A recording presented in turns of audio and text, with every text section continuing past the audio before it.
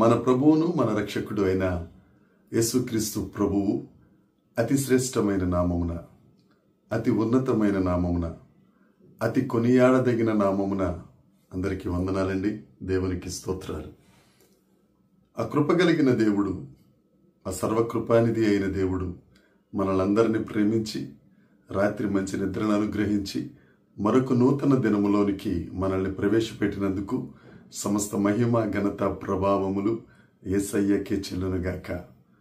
వాగ్దానము చేసిన దేవుడు, నమ్మదగిన దేవుడు, మాట తప్పని దేవుడు ఈ నూతన దినములో మనకు అనుగ్రహించిన దేవుని యొక్క వాగ్దానము కృపావార్త. కీర్తనల గ్రంథము 63వ కీర్తన 7వ వచనం. నీవు నాకు సహాయకుడవై ఉంటివి, నీ రెక్కల చాటున శరణుజొచ్చి ఉత్సాహధ్వని చేసేదను. దేవునికి స్తోత్రం కలుగునుగాక, దేవునికి మహిమ కలుగునుగాక. ప్రభువునందు అత్యంత ప్రియమైన దేవుని ప్రజలారా, దేవుడు సహాయం చేసే దేవుడు. ఈ కీర్తన దావీదు గారు రాసిన కీర్తన. చాలా మంది అంటారు దేవుడు సహాయం చేస్తారండి నిజంగా అనంటే, దావీదు గారు రాసిన ఈ కీర్తన, ఈ మాటలే దానికి ఒక నిదర్శనం.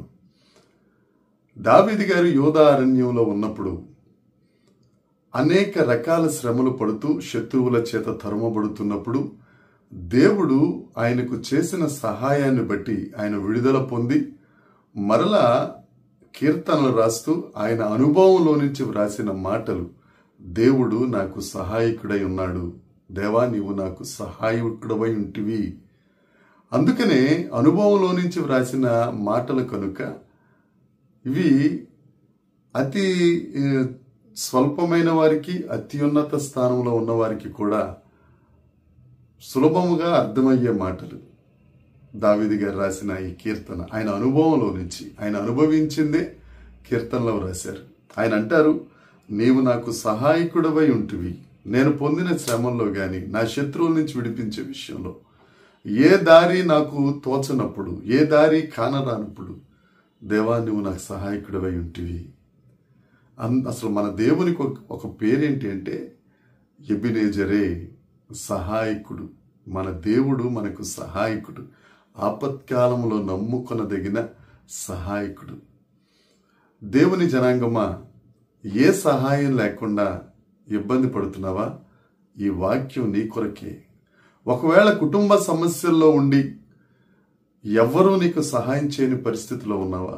నీ స్నేహితులు సహాయం ఆఖరికి నీకు దక్కకుండా, స్నేహితులు సహితం వారెప్పుడు అంతేనండి, అలా గొడవలు పడతానే ఉంటారు, వారిని ఎవరు మార్చలేరండి అని నీకు సహాయం చేయటానికి నిరాకరించి దూరం అయిపోయారా? నీ వ్యక్తిగత జీవితంలో నీకు సహాయం చేయకుండా, ఒకవేళ నువ్వు అప్పులు పాలైపోయినప్పుడు, ఏం చెయ్యాలో తోచని పరిస్థితులలో ఉన్నప్పుడు ఎవ్వరూ నీ సహాయానికి రావడం లేదా? ఒకవేళ నీ పరిచర్యలో ఏమైనా విపత్కరమైన పరిస్థితులు వచ్చినప్పుడు నీ తోడుగా ఎవరు నిలబడట్లేదా?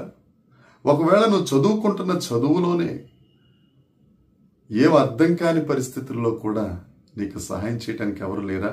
దేవుడు నీతోనే మాట్లాడుతున్నాడు. దావీదు గారికి సహాయం చేసిన దేవుడు నిశ్చయంగా మనకు కూడా సహాయం చేస్తారు.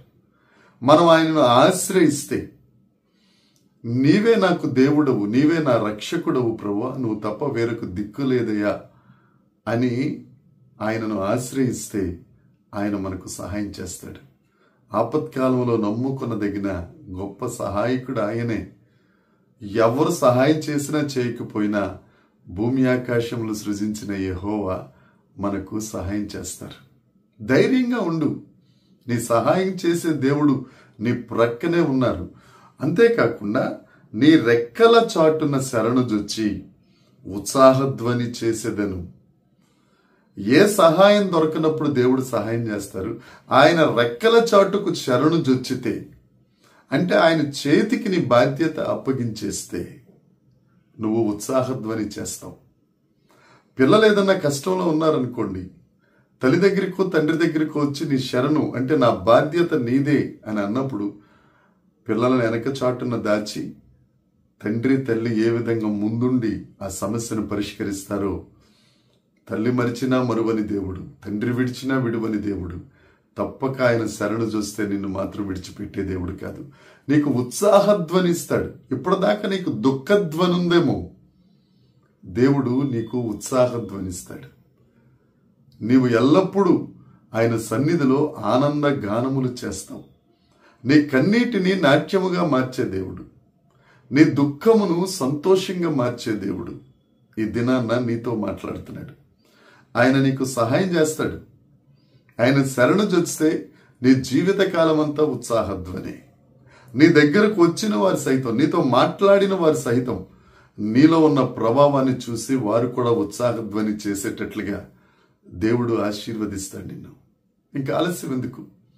ఆ యేసయ్య శరణు చొచ్చుదాం, ఆయన ఆశ్రయంగా చేసుకుందాం, ఆయన నమ్ముకుందాం, ఆయన హత్తుకుందాం. ఆ దేవుడు నిన్ను ఎత్తుకుంటాడు, నీకు సహాయం చేస్తాడు. తప్పక నువ్వు ఉత్సాహధ్వని చేస్తావు. దేవుని మాటలు ఆలకించి ఈ వాగ్దానాన్ని ఈ దినమంతా ఆయన సన్నిధిలో నెమరు వేసుకున్నట్టు నాకు సహాయకుడున్నాడని ధైర్యం పొంది ఉత్సాహధ్వని చేద్దాం. దేవుడి మాటలు దీవించిన గాక. ప్రార్థన చేసుకుందాం. పరలోకమందున్న మా తండ్రి, పరిశుద్ధుడా, కృప కలిగిన వాడా, నీకు వందనాలు ప్రభువా. నీవు నాకు సహాయకుడవై ఉంటివి. నీ రెక్కల చాటున శరణు జొచ్చితే ఉత్సాహధ్వనిచ్చే దేవుడవని నువ్వు ఇచ్చిన వాగ్దానాన్ని బట్టి నీకు స్తోత్రం. సహాయం లేని వారికి సహాయం చేస్తూ, నీ రెక్కలు శరణు జొచ్చిన వారికి ఉత్సాహధ్వనినిస్తూ ఆదరించే గొప్ప దేవుడా, అనేకులకు ఆశీర్వాదంగా చేసే కారణభూతుడా, స్తుతి నొందదగిన దేవుడా, నీకు స్తోత్రాలు చెల్లిస్తున్నామయ్యా. ఈ వాగ్దానాన్ని స్వతంత్రించుకొనిచున్నాం. ఈ దినమంతా మీరు మాకు తోడుగా ఉండి, సహాయకుడిగా ఉండి, మా పనులలో, మా పరిపాట్లలో, సమస్త విషయములలో నీ కృపను మాకు సహాయం చేస్తూ మీరు మహిమ పొందుమని యేసుక్రీస్తు నామమున ప్రార్థించి అడిగి వేడుకొనుచున్నాం తండ్రి. ఆమేన్. దేవుని కృప మనందరికీ తోడై ఉండునుగాక. ఆమేన్, ఆమేన్, ఆమేన్.